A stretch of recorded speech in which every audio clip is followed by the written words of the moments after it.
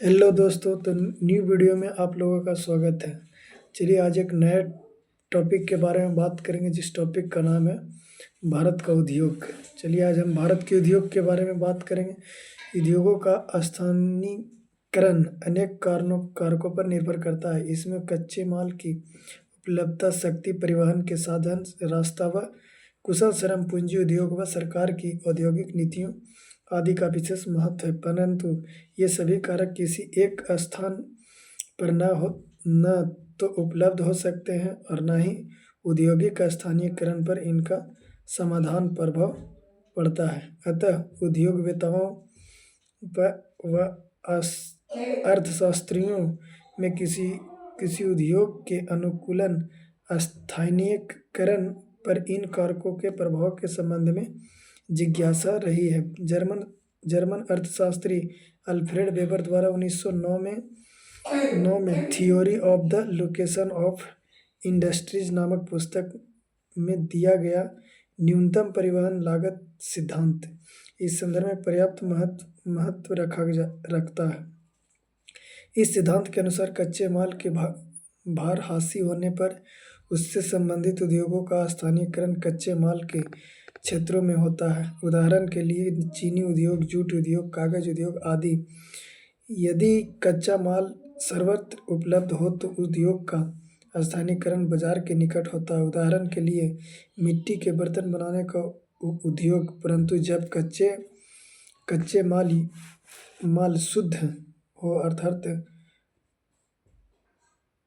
अर्थात भार ह्रास न करते हो एवं क्षेत्र विशेष में उपलब्ध हो, तो इस प्रकार के उद्योग का स्थानीयकरण कच्चे माल के क्षेत्र एवं बाजार के मध्य कहीं भी हो सकता है। उदाहरण के लिए सूती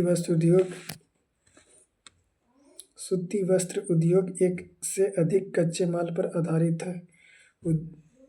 कच्चे माल उद्योगों के लिए वेबर ने अवस्थिति त्रिकोण के द्वारा अपना औद्योगिक स्थानीयकरण प्रारूप दिया है। उदाहरण के लिए लौह इस्पात उद्योग के लिए मुख्य कच्चा माल लौह अयस्क और कोयला है। सीमेंट उद्योग के लिए चूना पत्थर और कोयला कच्चा माल है तथा एल्युमिनियम उद्योग के लिए बॉक्साइट एवं विद्युत प्रमुख कच्चे माल और यद्यपि इन उद्योगों में अन्य कच्चे माल भी हो सकते हैं, परंतु उनके स्थानीयकरण का प्रारूप इन्हीं दो कच्चे मालों के आधार पर निर्धारित होता है। अतः वेबर ने एक से अधिक कच्चे माल पर आधारित उद्योग को दो वर्गों में रखा गया है। ये हैं भारहासी उद्योग और गैर भारहासी उद्योग। प्रथम त्रिभुजाकार मॉडल के अंतर्गत लौह इस्पात उद्योग, सीमेंट उद्योग, एल्युमिनियम उद्योग आदि आते हैं। भारत के जमशेदपुर एवं जर्मनी के एसेन में लौह इस्पात उद्योग के स्थानीयकरण को इसी प्रारूप द्वारा समझा जा सकता है। भारत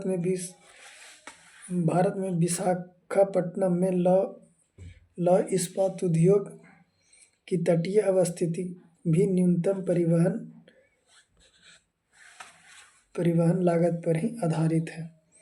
द्वितीय त्रिभुजाकार मॉडल के अंतर्गत वे उद्योग आते हैं जिनके कच्चे माल भार ह्रास नहीं करते हों एवं जहां पर बाजार अधिक महत्व रखता हो। वेबर ने बताया कि यदि किसी क्षेत्र में परिवहन लागत की अपेक्षा श्रम अधिक सस्ता हो तो न्यूनतम परिवहन लागत केंद्र से वहां उद्योग का स्थानांतरण हो सकता है। परंतु ऐसा तभी हो सकता है जब उद्योग के वहां स्थानांतरित करने में लगी अतिरिक्त परिवहन लागत श्रम के मूल्य में होने वाली बचत से कम हो। दक्षिणी संयुक्त राज्य अमेरिका के अलबामा राज्य में सूती वस्त्र उद्योग के विकास का यह प्रमुख कारण था। भारत में अनेक नगरों में तैयार वस्त्र उद्योग और चमड़ा उद्योग का विकास न्यूनतम श्रम लागत का ही परिणाम है। वेबर ने औद्योगिक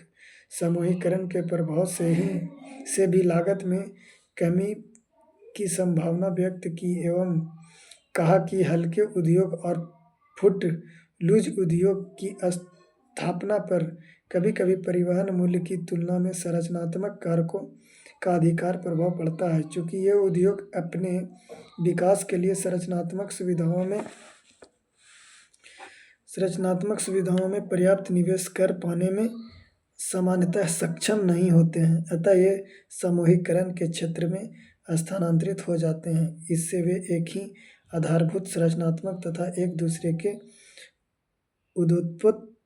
उत्पादों का लाभ उठाकर प्रति इकाई उत्पादन लागत कम कर सकते हैं। उदाहरण के लिए महानगरीय क्षेत्रों में या उससे बाहर प्रदेशों में इलेक्ट्रॉनिक उद्योग, तैयार वस्त्र उद्योग, सॉफ्टवेयर उद्योग आदि विकास का संदर्भ लिया जा सकता है। सिंगापुर में इन्हीं कारणों से तैयार वस्त्र, इलेक्ट्रॉनिक सामान व सॉफ्टवेयर उद्योग का बेहतर विकास हो सका है। विभिन्न उद्योगों संकुलों के विकास को भी समूहीकरण के प्रभाव के अंतर्गत ही समझा जा सकता है। चलिए, धन्यवाद।